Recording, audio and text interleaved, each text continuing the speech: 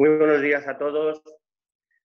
Soy Pablo Hernando y me dirijo a ustedes como director del despacho Hernando Lara Abogados, que conjuntamente con el despacho Salomana y Puras Abogados de Valladolid, ambos somos asociados a la firma Roca y Junyent, hemos preparado esta sesión informativa con todo nuestro interés por que sea útil para todos quienes habéis o han tenido la intención de conectar con nosotros. Lo primero que quiero hacer es dar la bienvenida a los participantes.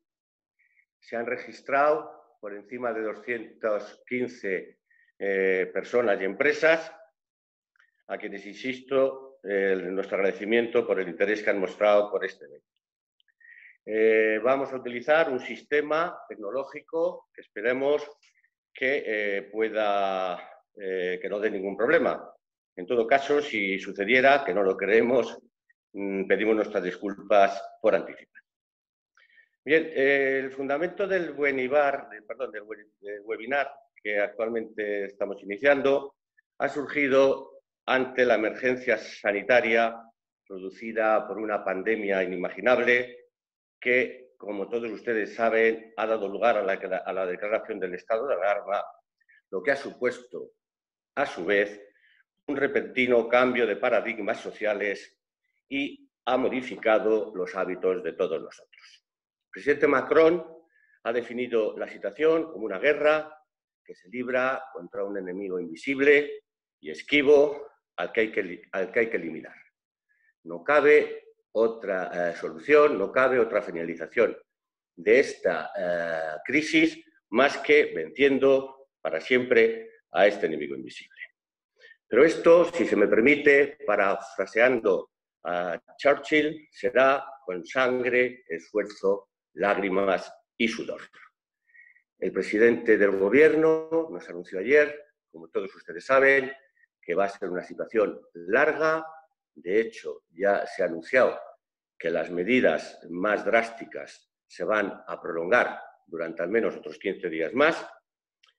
Y esto, como digo, va a suponer un esfuerzo máximo para todos nosotros. La situación difícil se podrá resolver con el empeño colectivo de toda la comunidad internacional, a través de las medidas concertadas entre todos los estados. En estos primeros momentos quiero aprovechar, creo que es de justicia, manifestar nuestro apoyo y agradecimiento a los profesionales de la sanidad, a los cuerpos y fuerzas de seguridad del Estado y a las Fuerzas Armadas que están realizando un trabajo impagable para protegernos y para velar por nuestra seguridad. Y también quiero manifestar nuestro agradecimiento a ese gran número de empresas y sus trabajadores de sectores básicos, como son la farmacia, la alimentación, en toda su cadena, desde la producción, distribución, transporte y venta, al sector del transporte y al sector de las comunicaciones, que están haciendo posible que podamos satisfacer nuestras necesidades más esenciales. Hay otros muchos sectores, limpieza, transporte urbano, etcétera, etcétera, que tampoco quiero olvidarme de ellos. Esta emergencia sanitaria, además de esta perspectiva puramente de salud pública, está ya produciendo un impacto económico enorme. Las consecuencias macroeconómicas van a ser importantísimas. Así nos lo están anunciando y poniendo de manifiesto instituciones como el Fondo Monetario Internacional, los bancos centrales, y así lo están anunciando los más prestigiosos economistas y expertos mundiales. Pero desde el punto de vista microeconómico o de microeconomía, va a tener un efecto brutal en las empresas. Sobre todo en las pequeñas y medianas empresas, que es sabido que constituyen la base económica, la base de nuestro desarrollo económico, que son las mayores generadoras de empleo y son las que sostienen en mayor medida nuestra economía. Lo que nosotros pretendemos es ayudar a las empresas, insisto, en particular a estas pymes, a paliar los efectos, informándoles sobre las medidas que están a su alcance para minimizar esas consecuencias que a nadie se nos oculta serán de mucho ganar. Hemos planteado la sesión sobre 3 ejes principales. Primero es que queremos hacer un análisis de las medidas adoptadas para que las empresas, medidas adoptadas por el Gobierno, por las instituciones, para que las empresas puedan ejercitar los derechos reconocidos y se puedan acoger a los beneficios que se les conceden a través de estas medidas. Creemos que no es el momento del debate ni de la exigencia de responsabilidades, que se trata de poner de relieve la situación difícil y las medidas que de alguna manera pueden minimizar esas consecuencias. El debate, la discusión, la posibilidad de planteamientos de futuro tiene otro tiempo y cuando ello ocurra habrá suficientes, motivos para la discusión y el debate. El segundo de estos ejes a los que me refiero es que hemos dividido la sesión en 4 bloques o grupos. Hemos tenido que seleccionar, optar por aquellas cuestiones que nos parecen más interesantes en este momento, que nos parece que son las prioritarias para las empresas a las que nos dirigimos. Somos conscientes de que hay otros muchos asuntos, otras muchas cuestiones muy interesantes que sin duda concitarán interés y preocupación en aquellas empresas que se dediquen a estas cuestiones. Me refiero a los efectos en la contratación pública, al régimen especial para determinadas actividades como pueden ser el suministro de agua y de energía, la recogida de basuras, gestión de residuos, comercio electrónico. También nos parece es un tema importantísimo, todas las limitaciones de movilidad y un largo etcétera. Les aseguro que el equipo de Roca Junyent y sus despachos asociados estamos en un estado de permanente actualización. Hemos analizado también estas situaciones particulares y ofrecemos nuestros servicios, nuestro apoyo a todas las empresas o a todos quienes les necesiten para asesorarles en estas cuestiones a través de nuestros medios de comunicación y a través de las alertas que que diariamente se aparecen en las páginas web de nuestros despachos. El tercer eje al que me refiero es que queremos ofrecer una visión general que sirva de guía básica. Cada empresa tiene su propia problemática y las actuaciones concretas que ha de cometer deben estar sometidas a la consideración de sus servicios legales internos, por los que no dispongas, al asesoramiento de abogados externos que les ayuden en este momento difícil. Es muy importante que las actuaciones que se vayan a llevar a cabo se ajusten a las previsiones legales, que las empresas no se dejen llevar por la improvisación y que no se actúe por intuición, por seguir el consejo de un amigo, por seguir el consejo de un conocido, seguramente que de buena voluntad, pero que sin duda tendrá las carencias propias del desconocimiento de la norma jurídica y de todo lo que hay detrás de todo eso, mucho menos nos tenemos que dejar guiar por lo que se dice en las redes sociales o por lo que se publica en Internet. El desarrollo de las exposiciones queremos que sea ágil y, lógicamente, condicionado por el tiempo. No podemos hacer una sesión extensa en la que se puedan abordar todas las cuestiones. Vamos a tratar de 4 materias fundamentales a las que ya me he referido. La primera, el estado de alarma en el ámbito empresarial, medidas fiscales y su acceso. Esta cuestión será expuesta por nuestro compañero Pablo Haidar Nayem García de Vinuesa, compañero nuestro del despacho de Burgos, Hernando Lara. A continuación, se abordará la materia laboral, impacto en las relaciones laborales, y se abordarán cuestiones como el teletrabajo, la conciliación y la suspensión de los contratos. Esta exposición se realizará por nuestro compañero también del despacho de Burgos, Nuño Merino. Tras él se abordará el tema incidencia en los ámbitos contractuales y societarios. Se desarrollará por nuestro compañero Enrique Sanz Fernández Lomana, es socio del despacho Sanz Lomana y Puras de Valladolid y experto en materia contractual y societaria. Finalmente, el último de los bloques se ha titulado como el acuerdo y arbitraje ante la paralización de la justicia y de la administración y se desarrollará por nuestro compañero de Valladolid, Luis Vicente Puras Repés. Para dar más agilidad al evento, los ponentes, a medida que vayan finalizando su intervención, darán la palabra al ponente que le sigue, según este orden establecido.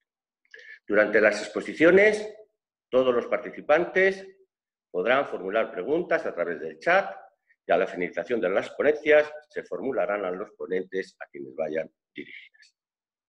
Termino agradeciendo a la Cámara de Comercio de Burgos y al Consejo de Cámaras de Castilla y León la oportunidad que nos brinda para poder dirigirnos a ustedes y ayudar en la medida en que podemos a todas las empresas de Castilla y León a afrontar esta situación que, como he dicho, es insólita, nos pone ante un panorama nunca antes, al que nunca antes nos habíamos enfrentado y, por consiguiente, nuestro empeño es poner ese granito de arena para contribuir a que las empresas sufran en la menor medida posible este impacto. Nuestra esperanza es que sea útil para todos ustedes, que podamos, como digo, servir de ayuda para superar esta crisis y, por supuesto, quedar a la disposición de todos ustedes para cuanto puedan ustedes precisar. Ya sin más, cedo la palabra a mi compañero Pablo Haidar Nayel García de Minuesa, que iniciará sin más la exposición de la materia que le correspondía. Gracias. Hola, muy buenos días a todos. Gracias por estar hoy aquí con nosotros, unidos desde la distancia. Muchas gracias a Pablo por la presentación y reitero también personalmente mis agradecimientos a la Cámara de Comercio de Burgos por impulsar este evento y promover su difusión a más de 200 personas. Voy a comenzar mi ponencia titulada El estado de alarma en el ámbito empresarial, medidas fiscales y su acceso. Para ello comentaré que he considerado más que oportuno dividir mi exposición en dos apartados. En un primer término me referiré muy sucintamente a la trascendencia del estado de alarma en el mundo de la empresa y a continuación desarrollaré la cuestión central de mi intervención, que es la relativa a las medidas fiscales aprobadas hasta la fecha para al menos mitigar el impacto económico de la crisis sanitaria que estamos viviendo estos días y que nos acompañará al menos en el medio plazo.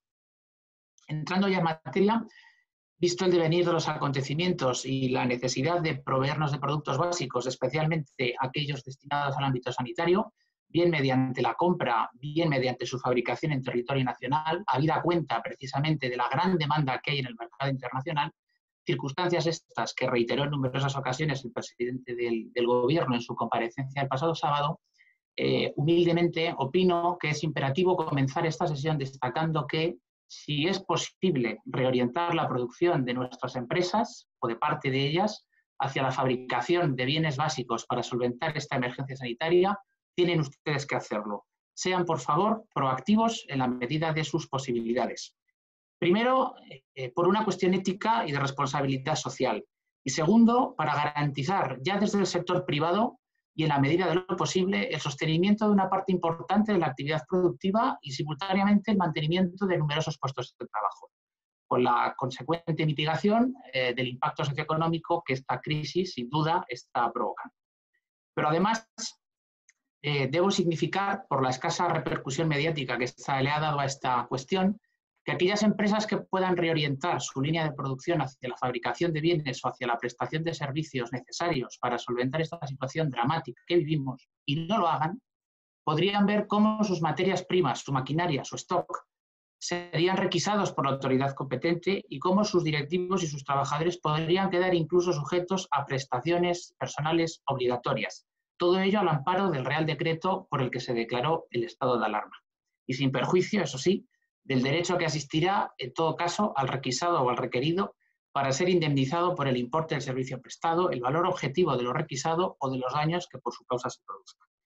Para finalizar esta primera parte de mi ponencia, no quiero dejar de citar ejemplos de estas circunstancias y medidas excepcionales, que son ya conocidos por todos gracias a su difusión en prensa, como la requisa de miles de mascarillas, pero también encontramos ejemplos de la conducta proactiva a la que me he referido en primer término, en ejemplos como el del grupo Inditex, que ha ofrecido reorientar su línea de producción para fabricar material profiláctico y dotar de él a los sanitarios, y aquí, en Castilla y León, ha sido muy reciente la oferta de la destilería segoviana DIC, que pone a disposición del Gobierno hasta 150.000 litros de alcohol inicialmente destinados al consumo humano para que pueda fabricarse el necesario gel hidroalcohólico para la desinfección. Insisto, por favor, si es posible, reorienten sus líneas de producción. Dicho lo anterior, me centro ya en el segundo punto de mi exposición, las medidas tributarias aprobadas por el Gobierno en los sucesivos instrumentos normativos que se han publicado a lo largo de estos días en el Boletín Oficial desde que estallase la crisis sanitaria provocada por el coronavirus. Como todos ustedes saben, la grave incidencia económica de la emergencia sanitaria ha impactado tanto en la oferta como también en la demanda, provocando una evidente recesión económica comparable o incluso más grave que la crisis financiera del año 2008, de la que todavía no nos habíamos recuperado plenamente. Con independencia de si esta crisis va a ser transitoria o estacionaria, es evidente que buena parte de las disposiciones aprobadas por el Gobierno tienen un marcado carácter económico. De entre ellas abordaré, por resultar de interés para nuestro auditorio, las normas tributarias adoptadas que se centran básicamente en impedir que la falta de liquidez transitoria de las empresas y especialmente de las pequeñas y medianas empresas y de los autónomos aboque al cierre empresarial y, como consecuencia, al desempleo masivo. ¿Y cuáles son las notas características de estas medidas de apoyo financiero transitorio? Así las rubrica la normativa. Pues se caracterizan por tres notas fundamentales. Se centran en mejorar la liquidez empresarial, aplazando el pago de impuestos, que no introduciendo reformas de calado, ni minorando el tipo impositivo, ni estableciendo exenciones. Son temporales, al tener una duración limitada, y además son genéricas, dado que hacen referencia a múltiples disposiciones tributarias. Estas medidas se concretan básicamente en tres grandes bloques. En primer lugar, la suspensión de plazos tributarios con matices. En segundo lugar, el aplazamiento de deudas tributarias y el aplazamiento también del reembolso de préstamos concedidos por las instituciones públicas, también con matices. Y en tercer lugar, en inyección de liquidez, con matices nuevamente. Respecto a la suspensión de plazos en el ámbito tributario, me gustaría comenzar destacando que no se ha suspendido la obligación de presentar las declaraciones e ingresar las autoliquidaciones tributarias mediante la presentación de los oportunos modelos. Por ejemplo, el modelo 303 del IVA o el 111 de las retenciones del IRPF deben seguir presentándose por todos los obligados tributarios, sin perjuicio de que en determinados casos pueda solicitarse el aplazamiento de la deuda tributaria en los términos que diré seguidamente. Lo que sí que ha quedado suspendido para autónomos, para pymes y para grandes empresas son los plazos de pago de aplazamientos y fraccionamientos ya concedidos con anterioridad y de las liquidaciones practicadas por la Administración, tanto en periodo voluntario como de apremio, que se hayan recibido y cuya fecha límite de ingreso finalizase el 18 de marzo o posteriormente. En estos casos, el plazo de pago ha quedado ampliado hasta el 30 de abril de 2020. Igualmente, con excepción del ámbito aduanero, se suspenden los plazos para atender requerimientos y presentación de alegaciones, así como diligencias de embargo y otros actos en vía de apremio, cuyo plazo no hubiese concluido a fecha 18 de marzo. El plazo se ampliará también hasta el 30 de abril de 2020. Finalmente, los plazos de ingreso de aplazamientos y fraccionamientos y de liquidaciones tributarias, así como de actuaciones de requerimiento e incluso en vía de apremio que se comuniquen a partir del 18 de marzo se extenderán hasta el 20 de mayo, salvo que una norma general prevea una prórroga mayor que será de aplicación. Me refiero a una norma general en el propio ámbito tributario, no que se vaya a prorrogar, como así va a suceder, el estado de alarma. En cualquier caso, el lapso transcurrido entre el 18 de marzo y el 30 de abril no va a computar efectos de caducidad, ni tiempo máximo de resolución, ni de prescripción. Y el plazo para interponer los recursos oportunos frente a las resoluciones que se notifiquen en dicho espacio de tiempo comenzará a computar desde el día 1 de mayo, el día siguiente a la finalización de esta prórroga excepcional del 30 de abril, el 1 de mayo, o, en su caso, posteriormente, si la resolución se notificase después. En cuanto a la segunda gran categoría de estas medidas, que es precisamente el aplazamiento de deudas, debo destacar en primer lugar que las pymes o autónomos que en el ejercicio 2019 hayan tenido un volumen de operaciones inferior a 6 millones de euros, ese sería el ámbito objetivo, pymes y autónomos con un volumen de operaciones inferior a 6 millones de euros en el año 2019, podrá demorar el pago de las deudas tributarias cuyo plazo de presentación e ingreso finaliza entre el 13 de marzo y el 30 de mayo, ambos inclusive, y lo podrá hacer sin necesidad de costes añadidos, porque no tendrá que buscar avales y garantías en determinadas situaciones, y con una reducción del coste financiero, porque también en determinadas situaciones se va a limitar el interés de deuda. Los sujetos pasivos que reúnan ese requisito de facturación podrán solicitar el aplazamiento de las deudas tributarias de carácter estatal sin necesidad de garantía o aval, siempre que la deuda que se pretenda aplazar no supere en su conjunto 30.000 euros, y podrá aplazarse su pago hasta en 6 meses. Dentro de los 3 primeros no se devengarán intereses. Es importante destacar que la posibilidad de aplazamiento se amplía también a tributos que normalmente no son susceptibles de aplazamiento, como las retenciones del IRPF, los tributos repercutidos, el impuesto sobre el valor añadido y los pagos fraccionados del impuesto de sociedades.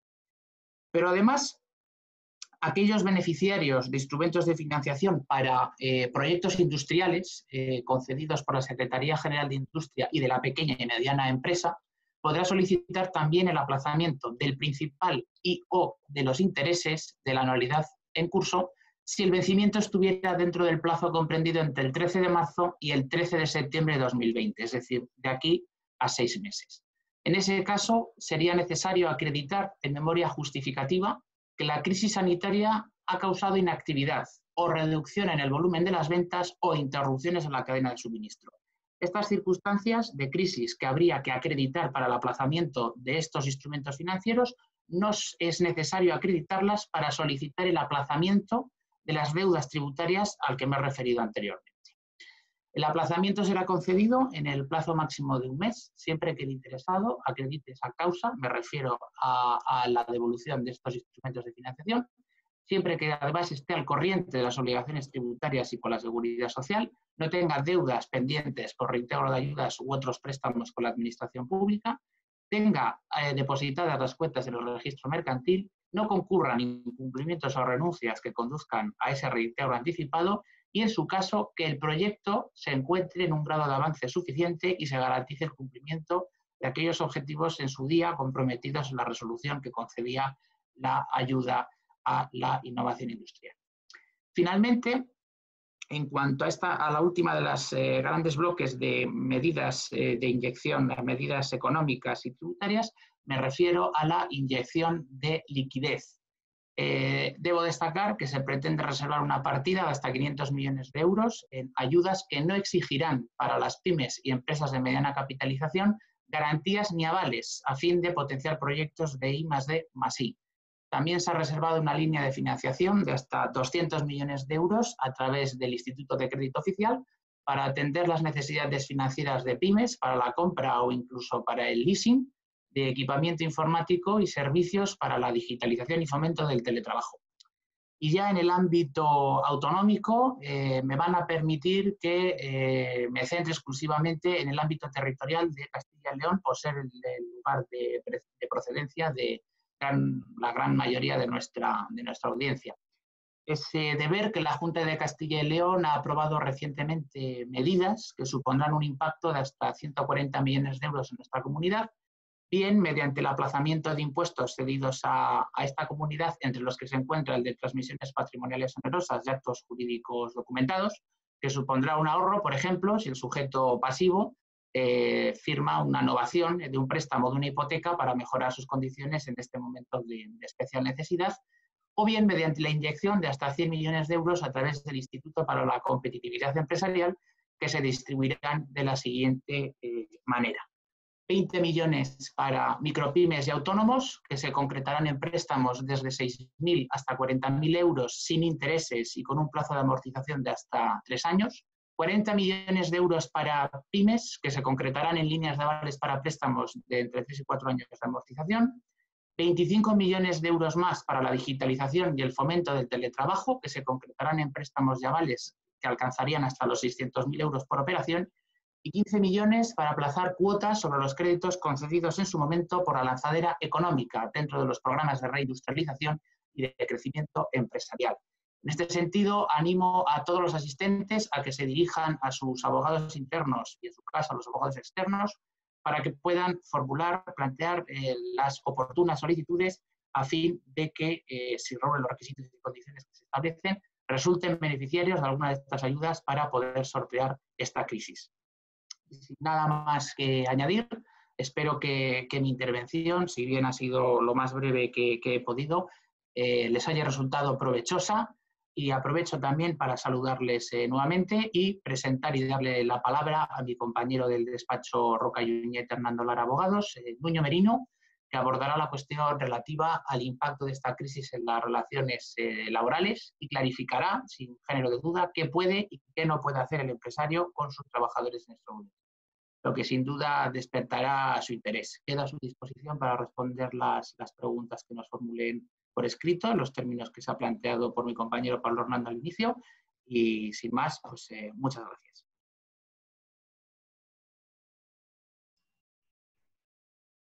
Hola, ¿qué tal? Buenos días. Soy Nuño Merino, como bien ha presentado mi compañero. En este caso voy a tratar el tema laboral. Sé que está suscitando gran preocupación, puesto que la mayoría de consultas que se realizan en el despacho van destinadas a este ámbito. Así que voy a intentar dividir mi intervención para que les quede meridianamente claro qué pueden, qué no pueden hacer y cómo deben de proceder en los diferentes aspectos que ha recogido este Real Decreto 8/2020, en lo relativo al teletrabajo, a la conciliación, a los ERTE, que también sé que es uno de los apartados problemáticos de esta norma. Y, por último, recogeré un pequeño apartado de lo relativo a las prestaciones que van a tener sus trabajadores una vez se vean involucrados en un ERTE. En lo relativo al teletrabajo, dice la propia norma que establecerán sistemas de organización que permitan mantener la actividad por mecanismos alternativos, particularmente por medio del trabajo a distancia, debiendo a la empresa adoptar las medidas oportunas si ello es técnica y razonablemente posible. Es decir, que ustedes van a intentar en la medida de lo posible mantener su actividad por medio del teletrabajo. No van a poder acogerse a un ERTE por fuerza mayor si existe la alternativa de que pueden teletrabajar. En caso de que teletrabajen, sus trabajadores van a mantener los mismos derechos que mantenían hasta ahora, tal como si estuvieran asistiendo a su puesto de trabajo físicamente. Es decir, ellos no van a tener por qué afrontar el gasto de una pantalla, no van a tener que afrontar el gasto de, propiamente dicho, de una silla, de una mesa. Tienen ustedes que proveerle esas circunstancias. Por otro lado, sería interesante que con el apartado, con el encargado de riesgos laborales, elaboren un plan de autoevaluación para que todos aquellos trabajadores que vayan a ejercer el teletrabajo en su domicilio puedan elaborarlo y detectar posibles problemas que se puedan dar tanto en sillas como en las mesas que no tienen la altura adecuada, como que las pantallas no son adecuadas para teletrabajar, a fin de evitar posibles responsabilidades a posteriori. Respecto del teletrabajo, ya no solo se recoge mediante el Real Decreto, sino que en 13 de marzo de 2020 ya tenemos diferentes boletines oficiales de la provincia, como sería el de Cantabria o incluso el de Madrid, que recogen este teletrabajo. A continuación pasaré a desarrollarles el apartado de la conciliación. Sí que la conciliación también hemos tenido muchísimas consultas respecto a si puedo conciliar o no puedo conciliar, en qué condiciones, qué porcentaje. Bueno, la conciliación pueden acogerse a ella los trabajadores por cuenta ajena que acrediten deberes de cuidado respecto de cónyuges o pareja de hecho, así como de respeto de los familiares por consanguinidad hasta segundo grado. La norma distingue 3 casos en los que se pueden efectivamente acoger a esta medida de la conciliación. Una sería por razones de edad, enfermedad o discapacidad de una persona que necesite cuidado personal y directo como consecuencia del COVID-19. Segundo aspecto sería por medidas que han tomado las autoridades gubernativas y que hacen que tengamos que cuidar a alguien, como sería, por ejemplo, el caso de la suspensión de la asistencia a centros de escolarización. Y por último sería personas que antes realizaban esta función, pero que por culpa del COVID-19 ahora no la pueden realizar. Estamos hablando de cuidadores profesionales que por circunstancias, ya sea de confinamiento, circunstancias de enfermedad, ahora no lo pueden realizar. Esta conciliación tiene que partir única y exclusivamente por parte del trabajador. Deberá comunicarlo en un plazo de 24 horas para poder optar a ella. Lleva un poco a confusión debido a que se está generando diferentes problemas entre los empresarios debido a que no saben si tienen que únicamente flexibilizar la jornada o tienen que reducirla, sino que la ley propiamente recoge más medidas que se pueden tomar, como sería el cambio del turno, la alteración del horario, una jornada partida o continua, cambio del centro de trabajo, cambio de funciones, cambio en la forma de prestación del trabajo o incluso optar por el teletrabajo.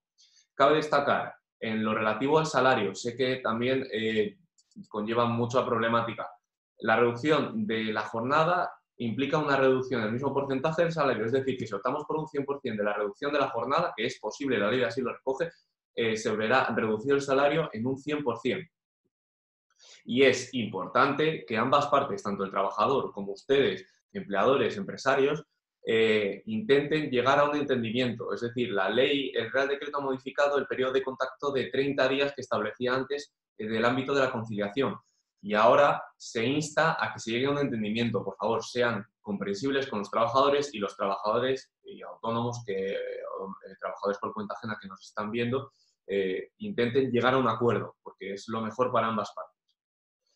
Respecto de la prestación de autónomos, que también está generando bastante controversia y problemática, todos los autónomos van a poder acogerse a esta prestación siempre que se cumplan 2 requisitos. El primero de ellos es que se hayan visto obligados a cerrar debido al estado de alarma. Y el segundo, que tengan una caída de los ingresos del 75% respecto del mes anterior. Para poder acogerse a esta prestación de autónomos van a tener que darse 2 requisitos. El primero, obviamente, es estar afiliado y en alta a la fecha de declaración del estado de alarma en el régimen especial de la Seguridad Social. Y el segundo es hallarse al corriente del pago de las cuotas de la Seguridad Social. Si no estamos al corriente del pago, la autoridad laboral invitará al pago en el periodo improrrogable de 30 días. Es decir, si satisfacemos ese descubierto que tenemos, nos podremos acoger de nuevo a esta prestación. En principio la prestación dura un mes, es decir, desde el 14 de marzo acabaría el 15 de abril, por lo tanto habrá que ver cómo evoluciona en este aspecto, puesto que si se va a declarar el estado de alarma 15 días más, no sabemos si se volverá a prorrogar, hay que estar atentos a ver si el Real Decreto automáticamente entiende prorrogado acorde al estado de alarma, puesto que es una de las causas que lo propician. Respecto a la prestación que corresponde, estaríamos hablando de un 70% de la base reguladora. Se calcula exactamente igual que la prestación por desempleo de cualquier trabajador. Y por último, si en el caso de que ustedes hayan sufrido un detrimento en los ingresos del 75%, voy a insistir mucho, deben de probarlo documentalmente. Es decir, cuando vayan a comunicar tal situación, lo que deben de hacerlo es probarlo documentalmente. Insisto mucho, deben probarlo documentalmente, esa reducción a la cual ustedes se han visto obligados que han sufrido. Respecto al apartado de los requisitos de autónomos, de la prestación por autónomos, creo que ya está todo dicho. Entraré ahora a continuación a hablar de los ERTE. Sé que es lo que ustedes estaban esperando, puesto que es las mayores consultas en el despacho por parte de empresas y clientes se producen sobre los ERTE.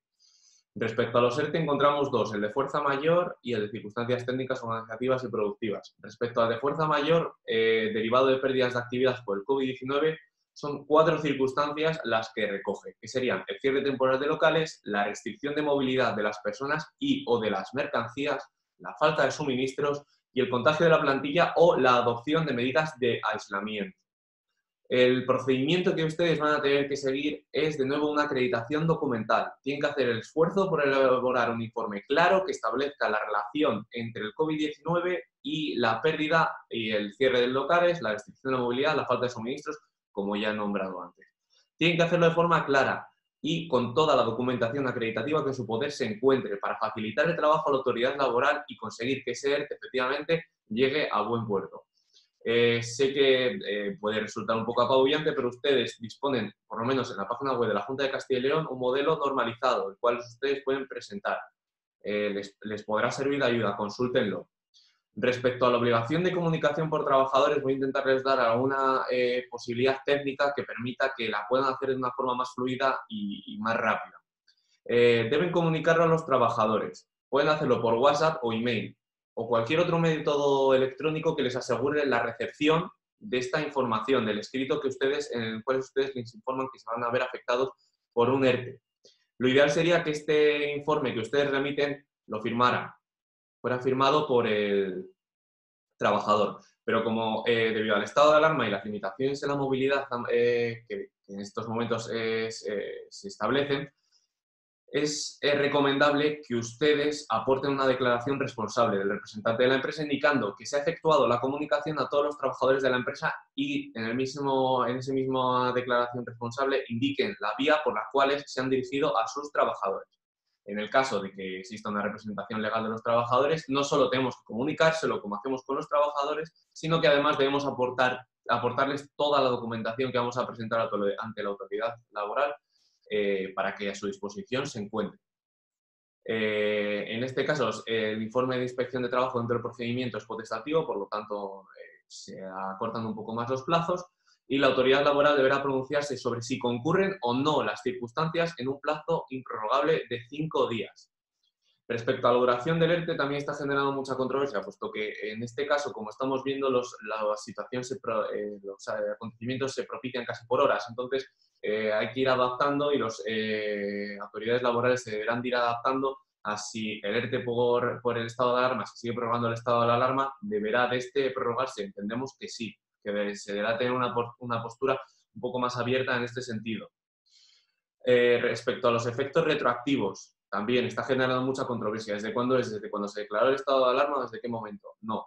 Los efectos retroactivos del ERTE son desde el momento que ustedes se ven afectados por el COVID-19 en el cierre temporal de locales, en las restricciones de movilidad, en la falta de suministros o en el contagio de la plantilla. Es desde ese momento en el que los trabajadores van a disfrutar ya de la prestación. Por lo tanto, ustedes, si se quedaron sin suministros hace una semana, la fecha en la cual va a surtir efectos va a ser la semana pasada. Por último, destacarles que es la empresa la que aplica las medidas organizativas. Es decir, puede decidir que una parte de la plantilla o una parte de una cadena de producción que no es necesaria se suspenda el contrato de trabajo y a otras se le reduzca la jornada o se le cambie el turno. Son ustedes las que la aplican. En este caso no existe ese contacto con los trabajadores. Los beneficios de este ERTE por fuerza mayor son los relativos a las cotizaciones. Se produce una exoneración del pago de las cuotas de la Seguridad Social mientras dure esta suspensión. En empresas de menos de 50 trabajadores la exoneración será del 100%. En empresas de más de 50 trabajadores, a fecha del 29 de febrero de 2020, la exoneración será del 75%. Esta exoneración no se va a producir de forma automática. La autoridad laboral no la va a hacer, no lo va a comunicar de forma automática a tesorería, sino que van a ser ustedes los que se van a tener que solicitarlo vía tesorería. Importante en este aspecto, y no es algo que no he leído mucho y no he visto en medios de comunicación, y es la disposición adicional sexta, que es la relativa a la salvaguarda del empleo. Estas medidas extraordinarias, la del ERTE por fuerza mayor, a la que ustedes se pueden acoger, tiene un compromiso, y este compromiso es que la empresa debe de mantener el empleo durante el plazo de 6 meses desde la fecha de reanudación de la actividad. Y esta disposición adicional sexta viene íntimamente ligada con las medidas relativas a la exoneración de las cuotas de la Seguridad Social. Por lo tanto, ustedes van a tener la obligación de mantener sus puestos de trabajo después de 6 meses, una vez se reanude la actividad. En lo relativo al ERTE por causa económica, técnica, organizativa y de producción relacionadas con el COVID-19. Se produce una reducción de los plazos, pero solo en aquellas causas técnicas, económicas y organizativas y de la producción que se vean afectadas por el COVID. Es las que se van a beneficiar de esa reducción de plazos. El procedimiento sería un periodo de consultas con la representación de los trabajadores. Si no existiera la representación de los trabajadores, con los sindicatos mayoritarios o más representativos del sector. Y caso de que ustedes no puedan encontrar, no existan en ese ámbito unos sindicatos representativos, deberá de producirse mediante la elección de 3 trabajadores que deberán elegir estos mismos, es decir, los trabajadores eligen a 3 representantes de entre ellos para que constituyan, para que negocien con la empresa. Esta mesa de consultas entre empresarios y trabajadores o representación legal o sindicatos deberá estar constituida en un plazo máximo de 5 días. El periodo de consultas no podrá ser superior a 7 días. En este caso también recargarles que el silencio administrativo se considerará positivo en todas aquellas resoluciones en las resoluciones que no se produzca ningún tipo de comunicación por parte de la administración pública, se considerará positivo. Y este ERTE, como ya les he comentado antes, no exonera de las cuotas de la Seguridad Social, solo lo hace el ERTE de fuerza mayor.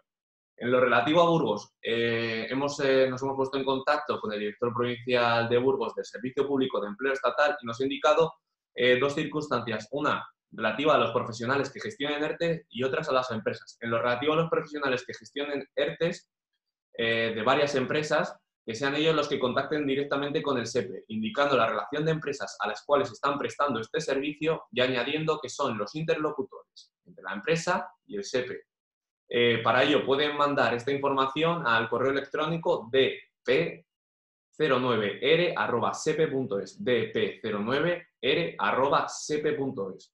En lo relativo a las empresas, son ellas las que se van a dirigir por este mismo correo electrónico que acabo de nombrar, se pondrán en contacto con el SEPE, indicando a sus trabajadores que ellos no tienen que realizar ningún tipo de gestión con este organismo, sino que el SEPE automáticamente procederá a prestar el servicio de las prestaciones.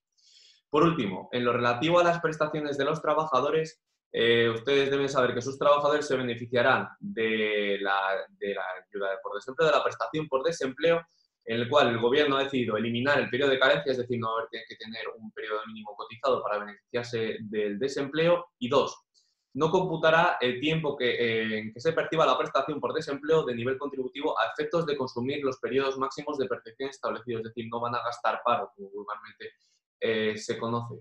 Desde Roca Junyent, Hernando Lara y los despachos asociados les invitamos y les incentivamos a que, por favor, piensen en el capital humano que ustedes tienen en sus empresas y sean conscientes de los problemas en los cuales nos estamos encontrando, que no solo generan zozobra para el empresario, sino también para los trabajadores. Por lo tanto, tomen las mejores decisiones para ese capital humano que ustedes tienen en sus empresas. Sin otro particular, les doy las gracias por su atención, quedando a su disposición al final del webinar para responder a las preguntas que se susciten, y paso la palabra a mi compañero Enrique Sanz, socio de Roca Junyent Sanz Lomana y Puras y presidente de la Mutualidad General de la Abogacía.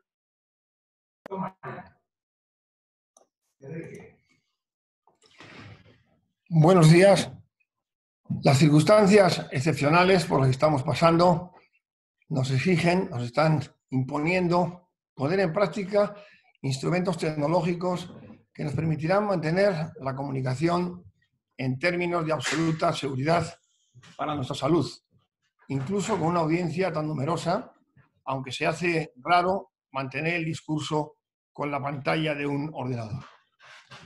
Muchas gracias a todos por su asistencia a esta jornada, que ya lo ha dicho al inicio de la misma Pablo Hernando, tiene más de informativa que de formativa.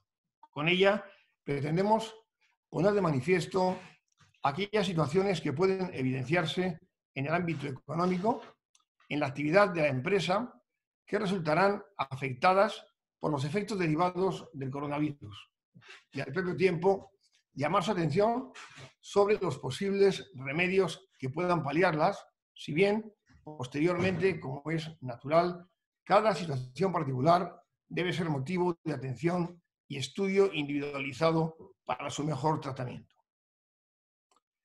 El coronavirus en su inicio era un problema exclusivamente médico-sanitario que afecta a la salud, pero que ha terminado interfiriendo severamente en nuestra vida diaria y, por tanto, en la actividad cotidiana de los ciudadanos y de las empresas, fagocitando la economía, al menos en el corto plazo. Esperemos que cuando esta pesadilla termine haya una gran capacidad de recuperación de la economía. La grave situación generada por la facilidad de contagio ha impuesto la declaración del estado de alarma, que exige medidas excepcionales dirigidas a evitar la propagación de la infección, limitando derechos y libertades constitucionales, con el objeto de aislar la fuente del contagio y limitar los mecanismos de transmisión del virus. Ello, como decía, ha afectado drásticamente a la economía y para paliar sus efectos se han adoptado medidas específicas de naturaleza social y fiscal, pero para aplicarse exclusivamente en el ámbito temporal del estado de alarma, y a ellas se han referido los anteriores ponentes. Pero son medidas que no afectan directamente a las relaciones obligacionales de carácter privado, más allá de la suspensión de los plazos de prescripción o de caducidad para el ejercicio de acciones, o a las de carácter societario, a las que posteriormente me referiré, y que tratan de evitar la vulneración de los plazos impuestos en la Ley de Sociedades de Capital para una formulación de cuentas y su posterior aprobación en Junta General. Pese a ello, digo, en el día a día de la actividad empresarial se están produciendo y se seguirán produciendo en el futuro incidencias que sin duda traen causa de las medidas derivadas del estado de alarma y que deben resolverse aplicando las normas ordinarias de derecho común, civil o mercantil, adaptándolas a la situación excepcional que estamos viviendo. El estrecho marco de esta jornada solo nos permitirá poner de manifiesto algunas de estas situaciones y apuntar someramente, eso sí, posibles soluciones con la finalidad de que puedan ustedes analizar en qué medida afectan a la empresa de cada uno y a los contratos y obligaciones asumidos con anterioridad a la aparición de este problema.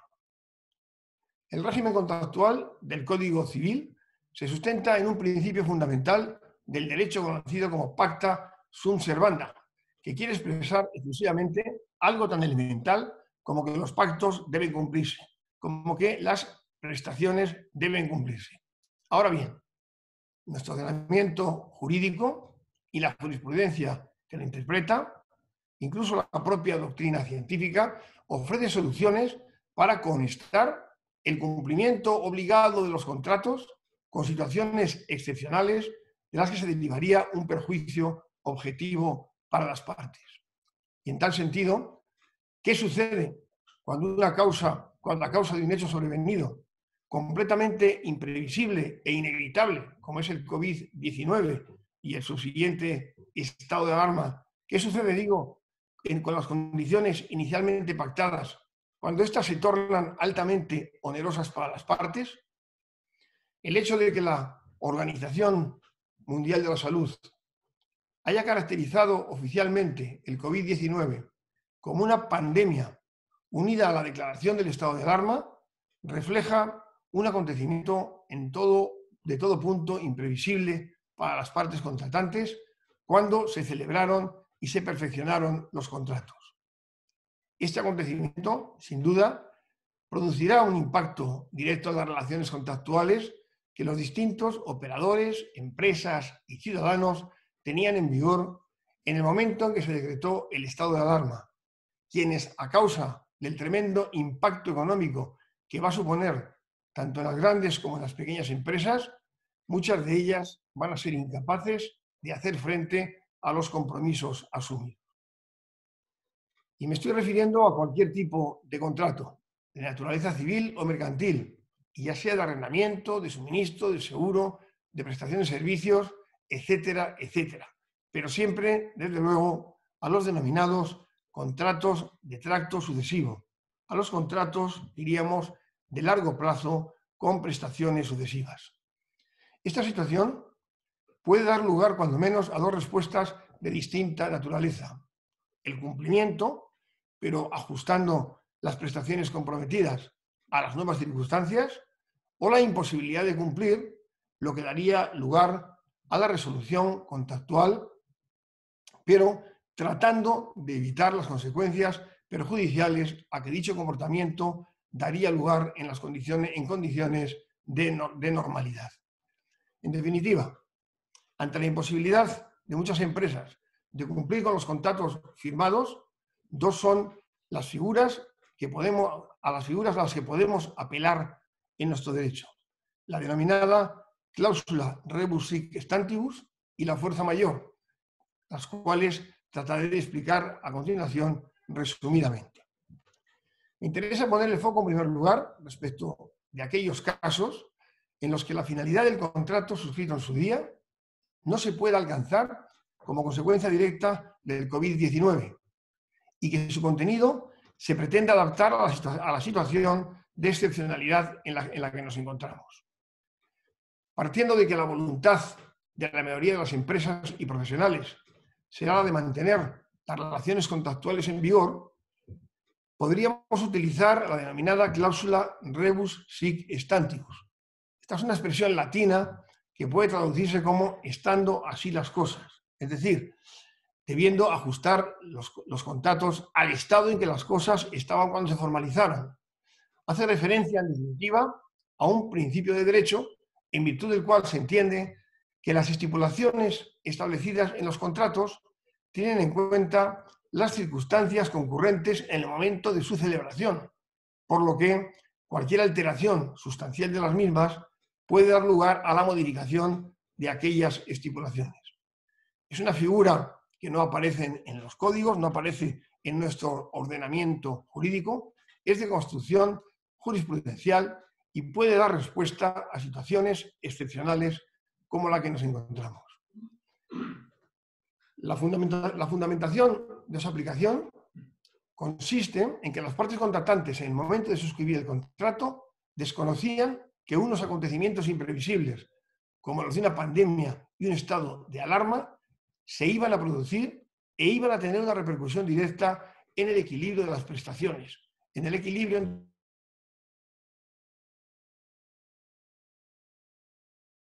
sobrevenida producida por el COVID-19, contingencia inesperada que está afectando a la economía mundial y que supone un cambio sustancial de las expectativas contractuales suscritas, puede permitir la flexibilización del cumplimiento íntegro y rígido de los términos previstos en los contratos suscritos. Es decir, los pactos deben de respetarse, pudiendo acordarse, de conformidad con la aplicación de la cláusula rebus sic stantibus, la modificación o su suspensión. Para que sea de aplicación esta cláusula, no puede ser de aplicación generalizada, como pueden ustedes comprender. La jurisprudencia ha exigido que concurran tres requisitos: que se produzca una alteración extraordinaria en el momento de cumplir el contrato respecto de lo previsto al celebrarlo, que ello produzca un desequilibrio desproporcionado de las prestaciones acordadas en la relación contractual, que no pueda ser asumida por una de las partes, lo que se traduce en una excesiva onerosidad para una de ellas. Y finalmente, que la alteración extraordinaria y el desequilibrio contractual se produzca por un hecho imprevisible. A la vista de tales circunstancias, a los efectos de poder aplicar la cláusula rebus, para poder modificar y adaptar los términos contractuales, es necesario realizar, sin duda, un pormenorizado estudio de la alteración extraordinaria que produce el COVID-19 en cada relación contractual particular, así como el desequilibrio de las prestaciones contractuales. Imaginemos un contrato de arrendamiento que a raíz del estado de alarma se ha tenido que cerrar y no tiene actividad ninguna, que daría lugar a una situación gravemente perjudicial para el arrendatario, pero de igual circunstancia puede ser un contrato publicitario, contratos de limpieza de locales y de habitáculos que están en este momento cerrados, contratos de suministro, de prestación de servicio, de leasing inmobiliario e incluso de hipotecas de naves. Son contratos, en definitiva, como les decía, de tracto sucesivo, es decir, de larga duración y de prestaciones periódicas, pero que de inmediato se van a ver afectados por el cese de actividad. Pues bien, con arreglo a la cláusula que vengo comentándoles, la cláusula rebus sic stantibus, pueden mantenerse en el tiempo, pero ajustando las prestaciones a la situación acaecida y cuando se resuelva el problema, retornar a los términos iniciales.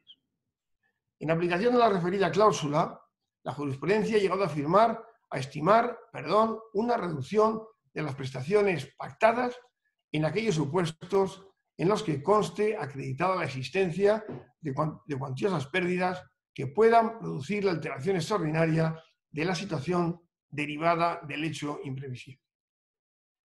Decía que la cláusula rebus sic stantibus sería aplicable a todos aquellos contratos que tenemos voluntad de cumplir, pero en los que las obligaciones asumidas se han hecho más onerosas como consecuencia del COVID-19. Pero puede darse otra circunstancia, cuál es el supuesto de imposibilidad de cumplimiento como consecuencia de este hecho excepcional, lo que en condiciones normales implicaría la carga de satisfacer una indemnización compensatoria de daños y perjuicios que se hubieran derivado del incumplimiento.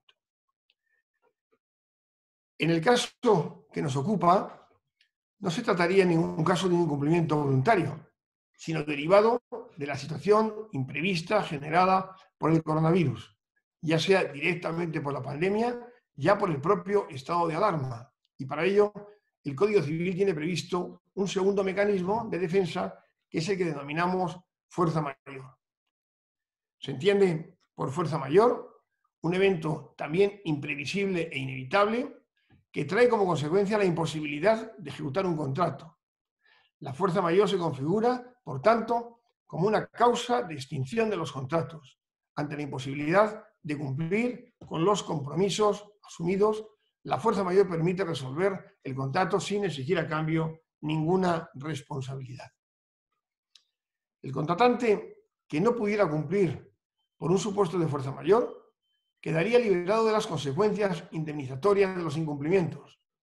Esta posibilidad excepcional, plasmada en el artículo 1105 del Código Civil, da respuesta a los supuestos en los que el daño causado se debe a un acontecimiento imprevisible e inevitable, determinando que cuando consta acreditada la existencia de fuerza mayor, no habrá responsabilidad, salvo que las partes lo hubieran convenido así en el contrato. En este sentido, y como regla general, la fuerza mayor permitirá la suspensión del vínculo contractual y el cumplimiento de las prestaciones, ya sea para una de las partes o para ambas, según el caso, al normal cumplimiento de las obligaciones contractuales, una vez que el hecho considerado como evento de fuerza mayor haya desaparecido. No obstante lo anterior, la fuerza mayor puede también tener un carácter definitivo y no solo temporal, provocando la extinción del vínculo contractual cuando su cumplimiento devenga imposible como consecuencia del evento de fuerza mayor, que en este caso vendría constituido por el coronavirus y la declaración subsiguiente del estado de alarma. Así, si se pierde el objeto del contrato como consecuencia del evento constitutivo de la fuerza mayor, ambas partes sufren el perjuicio de forma que comparten el riesgo del mal producido y se procederá a la devolución de las recíprocas prestaciones, excluyéndose la obligación de indemnizar. En el ámbito o en el asunto que analizamos, resulta de gran importancia excluir que concurran circunstancias que no permitan considerar como evento de fuerza mayor a la crisis sanitaria del COVID-19. Caso excepcional, desde luego, pero que puede darse en la práctica. Por ello, es necesario analizar caso por caso las relaciones contractuales que están en vigor, revistiendo de gran importancia el momento en que se ha suscrito el contrato. Así, podríamos encontrarnos con un contrato que ha sido negociado y firmado, habiéndose declarado ya la existencia de una pandemia mundial por parte de la Organización Mundial de la Salud. O tratarse de contratos suscritos en países cercanos a Italia, en la época en que dicho país se estaba expandiendo el virus, pudiendo preverse la extensión a los demás países de la Unión Europea. Podría incluso haberse considerado un mencionado riesgo a la hora de negociar condiciones más favorables en el contrato. En estos supuestos, el evento del COVID-19 no sería del todo imprevisible, lo que generaría grandes dudas jurídicas a la hora de poder calificar la crisis sanitaria como un evento de fuerza mayor para este caso concreto. Por ello, como decía, es vital realizar un análisis pormenorizado de las cláusulas de las relaciones contractuales que se han visto afectadas por esta crisis sanitaria y sobre todo del momento en que se han llevado a cabo, del momento en que se han formalizado, para poder calibrar en qué medida podrían o no estar afectadas por el denominado COVID-19. Para ello, se ha dicho ya anteriormente por otros de los que han intervenido, deberían ustedes analizar aquellos contratos que pudieran estar afectados, analizar el clausulado, comprobar las circunstancias en que fueron suscritas y con la ayuda de sus asesorías internas o externas poder llegar a la conclusión de en qué supuestos concretos estarían en situación de evitar los perjuicios que la situación del coronavirus nos está causando a todos, de evitar estos perjuicios mediante la utilización de estos mecanismos jurídicos, cual son la cláusula rebus sic stantibus o los supuestos de fuerza mayor.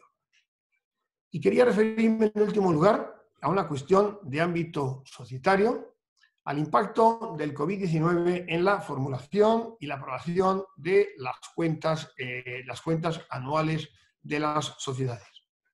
El reciente Real Decreto 8/2020, de 17 de marzo, de medidas urgentes, extraordinarias, para hacer frente al impacto económico y social del COVID-19, tiene una gran relevancia para los trabajos del auditor y de los administradores societarios. Los puntos más relevantes a tener en cuenta serían, en principio, la posibilidad de mantener reuniones telemáticas y acuerdos por escrito, aun cuando no esté previsto en los estatutos. Me estoy refiriendo al órgano de administración, pero también a la Junta General.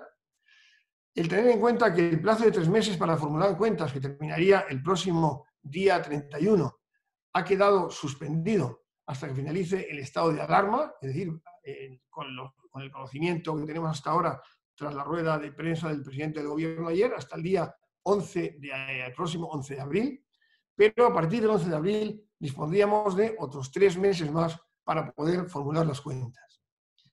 Si se hubieran formulado ya las cuentas en el periodo de tiempo que llevamos, en el transcurso de estos 3 primeros meses del año, en la auditoría, para aquellas sociedades que estén en obligación de auditoría externa, la auditoría se suspendería el plazo para llevarla a cabo, para emitir su informe, y se renovaría en el momento en que termine el periodo de alarma, disponiendo los auditores de 2 meses más para llevar a cabo el informe de auditoría.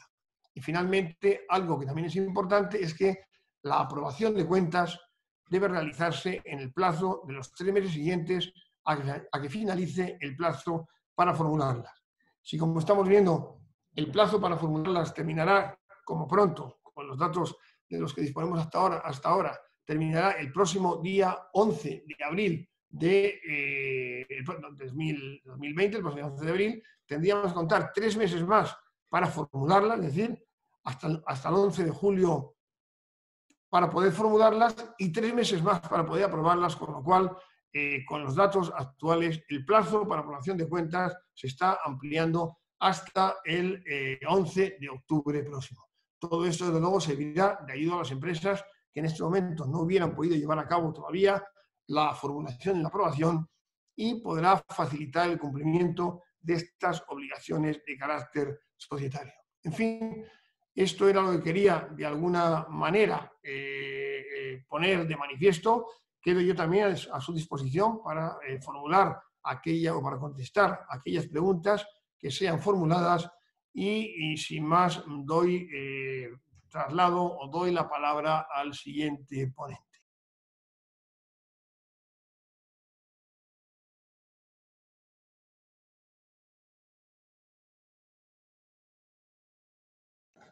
Vicente Pura Ripollés es, como he dicho al inicio, socio del despacho San Lomana y Puras de Valladolid, asociado al despacho Roca Tingent, y tratará, como también he dicho, sobre el impacto en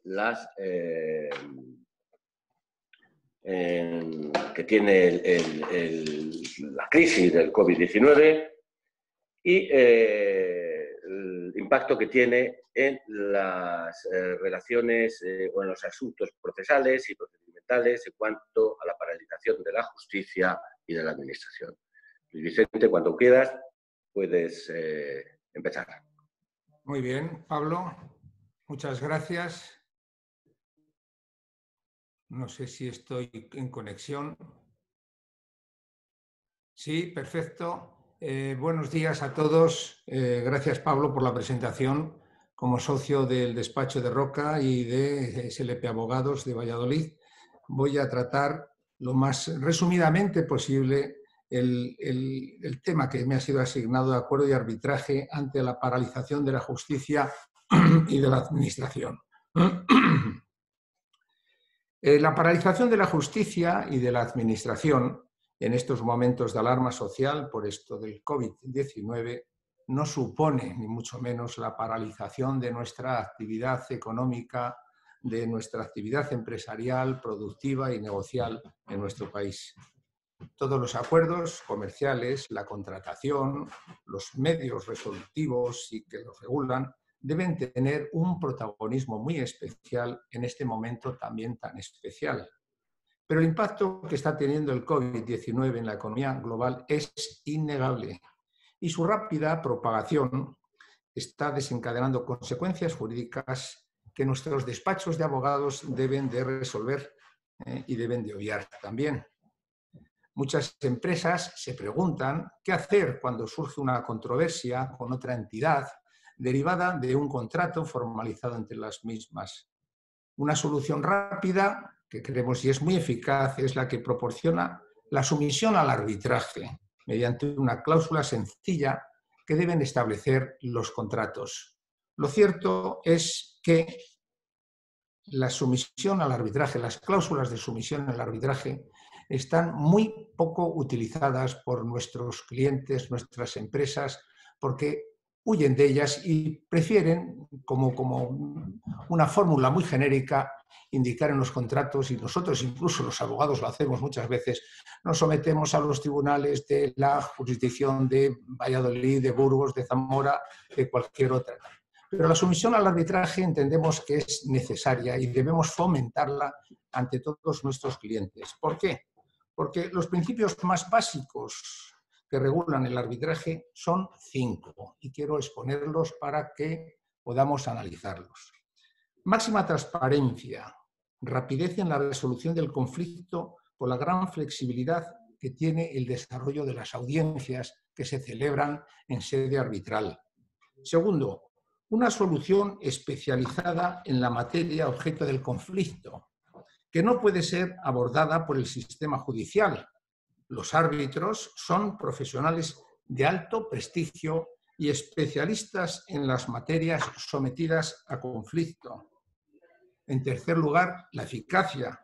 Los laudos arbitrales son títulos ejecutivos que abren un proceso de ejecución judicial y son ejecutables tanto en el lugar donde se desarrolla el arbitraje, como en el extranjero, en más de 120 países signatarios del Convenio de Nueva York. El cuarto punto importante del arbitraje es la confidencialidad, porque se desarrolla dentro de la máxima confidencialidad, permítaseme decir otra vez la palabra, preservando la reputación corporativa y la protección de los secretos industriales, comerciales, que son sometidos a debate. Y en quinto lugar, una máxima seguridad jurídica. ¿Por qué? Porque hay una jurisdicción neutral, el marco es suprarregional para la resolución, existe un panel de árbitros abiertos con profesionales de amplio prestigio, tanto en lo jurídico como en lo técnico como en lo económico. El procedimiento de designación de árbitros es libre y dotado de garantías de objetividad y de total transparencia. El lado arbitral como resolución que dicta el órgano arbitral que dirime el conflicto entre las partes es vinculante, es de obligado cumplimiento y tiene eficacia de sentencia judicial. Es título ejecutivo. Es como una sentencia que luego puede ser ejecutado realmente por la Junta Arbitral, que no puede ser ejecutado por la Junta Arbitral y tiene que acudirse en todo caso a los tribunales ordinarios en caso de conflicto, nuevamente en su ejecución. Tiene efectos de cosa juzgada y frente a él solo cabe un recurso de revisión como las sentencias firmes.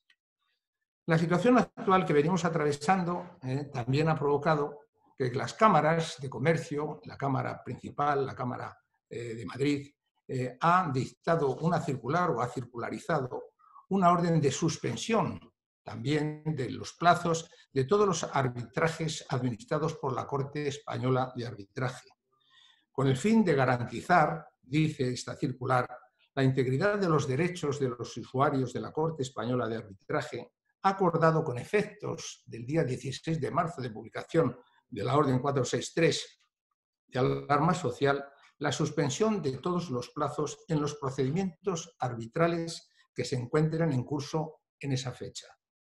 El cómputo de los plazos suspendidos se reanudará mediante acuerdo de la Corte Española de Arbitraje en el momento en que pierda vigencia el Real Decreto de 4 de marzo o, en su caso, el día de las prórrogas, que se prorroguen las mismas.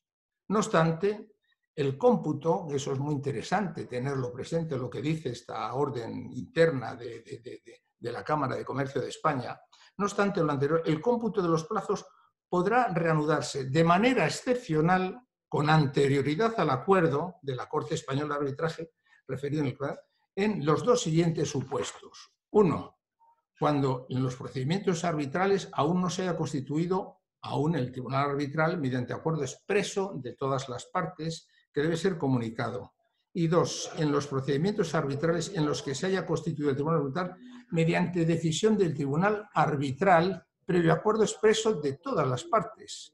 La referida decisión debe también comunicarse a la Corte a la mayor brevedad. Con esta medida, la Corte pretende salvaguardar los derechos de los usuarios por medio de la suspensión de los plazos, pero sin privarles, por ello, de la posibilidad de reanudar su cómputo de forma convencional, cosa que no podemos hacer ante la justicia ordinaria. Se han suspendido los plazos, no puede demandante y demandado comparecer entre ellos y hacer un pacto externo que vincule al juzgado en cuanto a un acuerdo nuevo o en cuanto a la reanudación de un procedimiento judicializado. Solamente en este ámbito arbitral, de forma convencional y de conformidad con el principio de autonomía de voluntad que preside nuestro ordenamiento arbitral en España, se podría dar lugar a esta reanudación de estos procesos que quedan al margen. Nosotros invitamos desde nuestros despachos profesionales a que las empresas, los clientes, acojan entre sus contratos las sumisiones a los centros arbitrales, a las cámaras arbitrales, a las cámaras de comercio, que son las portadoras de este medio de solución que evite conflicto. Tanto por su rapidez, se solucionan en meses, 3-6 meses, tanto por su eficacia, tanto por la efectividad que decíamos en esos puntos que tratamos de su ejecución, que es vinculante. Y con ello entendemos que sería muy beneficioso para todos nuestros clientes, nuestros asesorados, incluir estas cláusulas de arbitraje. Por mi parte, nada más decir. Creemos que hemos concluido esta charla, esta conferencia, y agradecemos a Pablo, principalmente Pablo Hernando, que es el que ha hecho de protagonista en esta conferencia todo cuanto hemos podido realizar. Nada más, devolvemos la conexión a Pablo. Un abrazo. Bien, muchas gracias a todos. Pasamos a continuación al turno de preguntas. Como dijimos al principio, nuestra intención es poder dar respuesta a las inquietudes concretas que tienen cada uno de los participantes. Como digo, agradezco la intervención de todos mis compañeros y tengo que hacer una pequeña, si se me permite, una pequeña consideración que ya se ha anticipado por nuestro compañero Nuño con respecto a las recomendaciones que hemos recibido desde la Dirección Provincial del SEPE. Se nos dice que se ruega a todos, trabajadores y trabajadoras, que no contacten con las oficinas del SEPE. Están habiendo un gran número de intervenciones y temen que se pueda colapsar las gestiones que están llevando a cabo. Como se ha dicho por Nuño, ahí está el SEPE y todos los demás servicios y organismos públicos están actuando con muchísima celeridad y lo que nos piden es que nosotros pongamos también por nuestra parte todo cuanto queramos. Queda dicho. Bien, hemos recibido un montón de preguntas, la mayoría giran en torno a las cuestiones laborales. Lamentablemente, responder a todas las preguntas en este acto. Yo me he permitido hacer una selección de aquellas que de alguna forma se repiten, aquellas que de alguna manera son las más comunes, y voy a pasar a hacérselas a cada uno de los ponentes para que lo respondan. Y nos comprometemos que aquellas preguntas que queden sin respuesta serán realizadas o serán respondidas, serán contestadas directamente a los interesados. Creemos que entenderán ustedes la situación, debida por el tiempo escaso que disponemos, y sabrán disculparnos. Bien, en primer lugar, para seguir el mismo orden de intervención, para Pablo Haidar Najem García de Vinuesa. He seleccionado 3 preguntas. La primera es si para solicitar el aplazamiento tributario hay que alegar y probar que la crisis provocada por el coronavirus ha originado esa caída de ingresos o inactividad. La segunda pregunta que se hace para Pablo Haidar es cómo solicitar los aplazamientos. Y la tercera, aunque creo que esta ya estaba de alguna manera contestada, pero bueno, aquí la lanzo, si la suspensión de los plazos tributarios afecta a la obligación de declarar e ingresar las autoliquidaciones. Haidar, por favor. Sí, pues responde en el mismo orden en el que se han formulado estas preguntas. En relación a la primera, si hay que alegar alguna causa para solicitar el aplazamiento tributario, la respuesta es no. Tal y como está redactado la norma, únicamente se exige que el sujeto sea un autónomo o una persona jurídica que haya tenido un volumen de operaciones inferior a 6 millones de euros en el ejercicio 2019 y que la autoliquidación de la deuda de carácter estatal tenga que presentarse e ingresarse entre el 13 de marzo y el 30 de mayo del año 2020, ambos inclusive.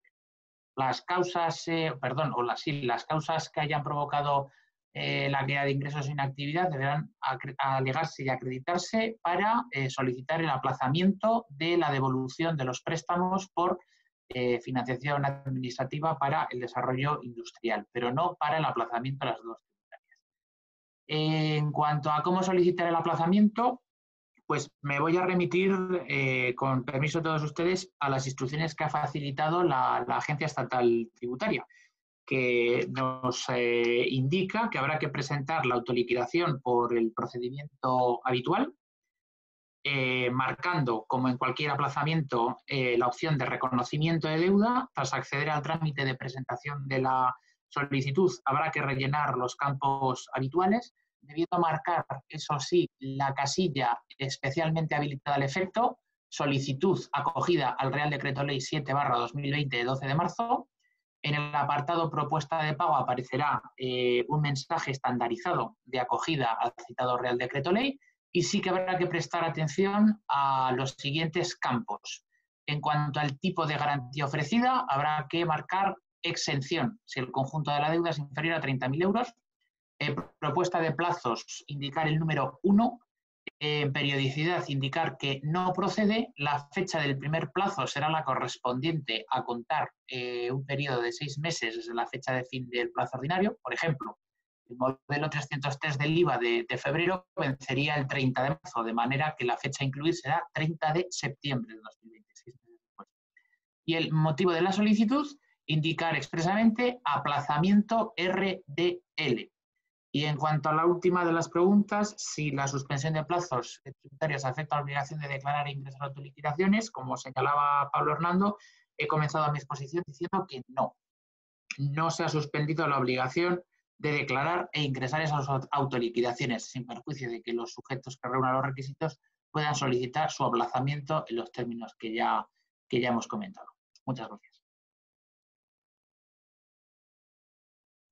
Para Nuño, en relación con las cuestiones laborales, como he dicho, muchísimas preguntas, seleccionado o he sintetizado en 4 o 5. La primera, si un trabajador que ya disfruta de jornada reducida y ahora teletrabaja, puede recuperar la jornada completa. La segunda, ¿se puede obligar a los trabajadores a tomar vacaciones? La tercera, que se aclare la diferencia entre los 2 EREs que se han expuesto. Otra también recurrente. ¿Pueden pedir un ERE los autónomos que tienen trabajadores a su cargo? Otra pregunta que me parece interesante. Si cesa la actividad, ¿se tienen que renunciar a las bonificaciones de las que disfruten, condicionada al mantenimiento de la actividad, como por ejemplo la tarifa plana? Y, finalmente, otra que también destaco, que es si se puede despedir como consecuencia del coronavirus. Cuando quieras, Nuño. Gracias, Pablo. Previamente, antes de contestar esas preguntas, veo que ha suscitado cierto problema y ha sido fallo mío en la exposición cuando me he referido a las ayudas por parte de los autónomos. En este caso, cuando nos referimos al 75% de facturación, estamos bien, la ley se refiere a que en el mes anterior al que se solicita la prestación se vea reducida al menos un 75% en relación con el promedio de facturación del semestre anterior. Este semestre anterior computa de fecha a fecha. Es decir, que ustedes tienen que ver lo que han facturado en el último mes y si en proporción a lo que han facturado los últimos 6 meses es inferior, lo que deben de tener en cuenta. Respecto a las preguntas que se me han formulado, lo mismo las contestaré en orden. A ver, según he tomado nota, si un trabajador ya disfruta de jornada reducida y ahora teletrabaja, ¿puede recuperar su jornada completa? Sí. Un trabajador con reducción de jornada, en casa, que ahora quiere pasar a jornada completa, lo único que tendrá que hacer será realizar una comunicación vía email con la dirección de la empresa para que proceda a ese cambio y pueda computar como jornada completa. Respecto a la diferencia entre los ERTEs de fuerza mayor y ERTEs por causas productivas, técnicas u organizativas. Las principales diferencias se encuentran, una del procedimiento, una es mucho más sucinto, una no tiene, el ERTE por fuerza mayor no tiene consultas con los trabajadores, por lo tanto en este aspecto agiliza, pero es que además las dos diferencias fundamentales son, una, la exención de cotizaciones por parte de del empleador, que es un aspecto muy interesante en el término de ahorrar costos, y la segunda sería en las causas. Aparte, el ERTE clásico que todos conocemos y que se van utilizando por causas técnicas, económicas, organizativas y de la producción, solo sería por esas causas tasadas. Pero el ERTE de fuerza mayor nos permite, si tenemos que cerrar el local, podemos acogernos. Si tenemos restricciones en la movilidad o en las mercancías, también nos vamos a poder acoger. Si tenemos una falta de suministros, también nos podemos acoger. Y por último, si tenemos una persona contagiada en la plantilla o incluso debido a una posible situación de riesgo, tenemos a gente, a trabajadores en medidas de aislamiento, también nos vamos a poder acoger. Por lo tanto, el ERTE con fuerza mayor recoge otras circunstancias que el ERTE clásico, el ERTE por circunstancias técnicas, organizativas o productivas, no recogería. Respecto a si se puede obligar a los trabajadores a coger vacaciones, no. A todas luces es ilegal, es una imposición que debe tener este periodo de 15 días de vacaciones que queda a disposición de la empresa, deben de ser consensuados, y si se quiere optar por este método, que lo recomendamos a todas luces, puesto que el estado de alarma se va a prorrogar 15 días y nos vamos a ver en una situación en la que no va a poderse dar. Y además, porque la ley exige un preaviso de 2 meses. Por lo tanto, mi recomendación es que ustedes no obliguen a coger vacaciones. No piensen en el ahora, piensen a largo plazo. Tomen medidas preventivas. No tomen medidas sobre la marcha, porque esta adopción de vacaciones es tomar una medida sobre la marcha. Adopten medidas que les puedan suponer una tranquilidad, una seguridad jurídica a largo plazo. Respecto a, si no me equivoco, es la prestación de autónomos que tienen trabajadores a su cargo. Sí, los autónomos que tengan trabajadores a su cargo y hayan tenido que cerrar por la declaración del estado de alarma o hayan visto caer su facturación en el último mes un 75% respecto al promedio de los 6 meses anteriores, pueden presentar un ERTE para sus trabajadores y ellos mismos solicitar esta prestación a la que tendrían derecho como autónomos. Por lo tanto, sí pueden hacer un ERTE y ellos beneficiarse de esta ayuda que presenta el gobierno. Respecto a si cesan la actividad, ¿tienen que renunciar a las bonificaciones como la tarifa plana? En este caso, no. Es decir, lo que ha intentado el gobierno es poner la situación en este momento en stand-by. Es decir, se para absolutamente todo y es como si este hecho del coronavirus no hubiera ocurrido. De tal manera que las prestaciones extraordinarias se computará como efectivamente cotizado, por lo que podrán solicitar los autónomos que estén recibiendo estas ayudas y no perderán las bonificaciones condicionadas al mantenimiento de la actividad. Y la última, relativa al despido, ¿se puede despedir como consecuencia del coronavirus? No. Estamos en una situación de naturaleza temporal y no definitiva, y no se puede, bajo ningún concepto, ser considerada como una causa que justifique acudir al despido individual. Eviten medidas de este tipo. No son necesarias tomar medidas de este tipo, puesto que el Gobierno de la Nación ha puesto las medidas necesarias para evitar estos despidos. Con esto termino las preguntas que se me han formulado y de nuevo doy el paso a Pablo para que continúe. Gracias, Nuño. Bien, finalmente, respecto de la exposición de Enrique, he seleccionado también 3 preguntas muy concretas. La primera, ¿cómo afecta la crisis a los contratos de arrendamiento en particular? La segunda, ¿cuál sería la diferencia más destacable para justificar un incumplimiento contractual en base a la cláusula rebus sic stantibus o en base a una causa de fuerza mayor? Y la tercera, ¿cuál sería el plazo para presentación de los libros contables en el registro mercantil y el cumplimiento de las demás obligaciones de carácter formal? Cuando quieras, Quique. Bien, vamos a ver. El contrato de arrendamiento posiblemente sea el contrato típico al que se puede aplicar la cláusula rebus sic stantibus, ¿no? Es un contrato a largo plazo, por lo general, de más de un año. Si es en el ámbito empresarial, suele ser de más largo plazo incluso, y es un contrato de prestación sucesiva.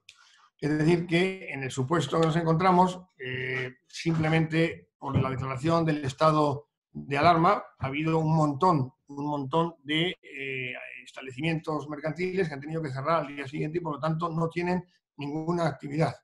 Y no digamos, por ejemplo, del ámbito hotelero, a los que se ha obligado a cerrar en el plazo de 5 o 6 días, cerrar absolutamente los hoteles. Ese es el hecho que marca el cambio de circunstancias de cuando se celebró el contrato, en que lo que se pensaba era que había la actividad en la que habría prestaciones, el arrendador pone su local a la disposición y el arrendatario pagaría la renta en base a un negocio que iba a explotar. Yo creo que evidentemente en todos estos supuestos en los cuales ha habido un cierre inmediato de los establecimientos mercantiles, en todos ellos podría solicitarse la aplicación de la cláusula rebus sic stantibus, incluso para suspender el pago de la renta. Pero, por ejemplo, una vez que termine el estado de alarma incluso, se producirá en el ámbito turístico pues una lentísima recuperación con una caída drástica de ingresos. Bueno, pues indudablemente también en ese ámbito se puede pedir la aplicación de la cláusula rebus sic stantibus. Bien, es verdad que esto no es una aplicación automática. El perjudicado, la parte que ve que ha resultado gravada por la nueva situación como consecuencia del coronavirus, pondrá de manifiesto al arrendador su problema y el arrendador deberá atender la reclamación y llegar a un acuerdo, o si no, debería de ser a través de la vía judicial. Es decir, son remedios frente a la situación, pero que desde luego no son de aplicación automática.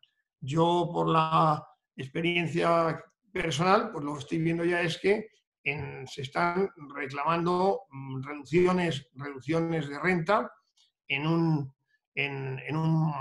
ámbito muy amplio, del ámbito posiblemente, no sé si de viviendas para uso particular, pero desde luego en el ámbito de los negocios sin ninguna duda ha salido ya en la prensa, e incluso ha salido ya medidas de algunos dueños de hoteles que están ya reduciendo el pago de las rentas, suspendiendo el pago de las rentas, o en compradores de viviendas, por ejemplo, que estaban todavía pagando la parte previa a la recepción de la vivienda, los pagos a plazo que se van adelantando antes de recibir la vivienda, y que ya ha habido comunicaciones de grandes promotoras en el sentido de que de momento van a suspender el pago. Pero en el ámbito del arrendamiento ya digo que puede ser una suspensión del pago e incluso una adecuación de la renta posterior mediante una reducción en función de las circunstancias económicas. En cuanto a la diferencia, entre una y otra, yo entiendo que la cláusula rebus sic stantibus debe de aplicarse en aquellos supuestos en los que hay una vocación de permanencia del contrato. Es decir, que lo que se quiere es seguir manteniendo el contrato, pero bajo las nuevas circunstancias. Y las nuevas circunstancias obligan en quien se siente perjudicado por el hecho imprevisto, obligan a llevar a cabo una dulcificación de las prestaciones, una reducción de las prestaciones. Y el caso de fuerza mayor sería, por lo general, cuando hay una imposibilidad de cumplimiento. Es posible también que la fuerza mayor tenga un periodo previo de suspensión por ver si se produce una circunstancia que permita la continuidad del contrato, pero en principio la fuerza mayor sería para los supuestos en que es imposible el cumplimiento. Por tanto, en condiciones normales, ello daría lugar a la resolución del contrato y a una indemnización que aquel que ha incumplido debería pagar al que cumplía, ¿no? Con lo cual, la fuerza mayor lo que pretende es evitar el pago de la indemnización que correspondería pagar a quien ha incumplido un contrato, precisamente por eso, por la fuerza mayor.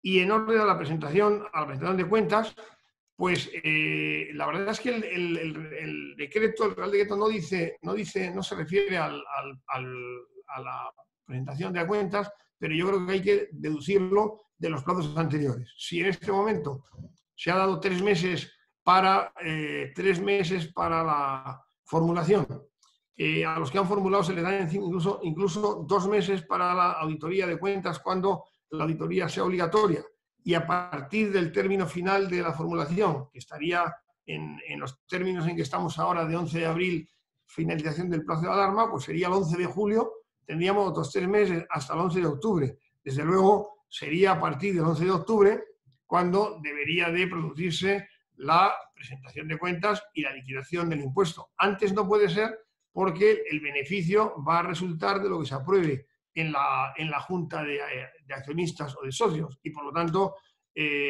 las cuentas sin aprobar no son cuentas definitivas, por tanto no hay un beneficio consolidado, y por lo tanto no sería sino a partir del 11 de octubre, cuando se iniciarían los plazos para la presentación de cuentas y liquidación del impuesto. Así que, gracias a todos mis compañeros. Con esto vamos a dar por terminada la sesión, no sin antes reiterar nuestro agradecimiento a la Cámara de Comercio de Burgos y a las demás instituciones camerales de nuestra autonomía de Castilla y León. Agradecer la participación de todos ustedes que han querido acompañarnos en esta sesión informativa. Esperar que hayamos sido útiles y que podamos haber aclarado algunas de esas dudas y preocupaciones e inquietudes que les asaltan en estos momentos tan difíciles y comprometernos ante todos ustedes a responder las preguntas que han podido ser contestadas de manera directa, en este acto, y por supuesto quedar a su disposición para cuantas otras dudas tengan.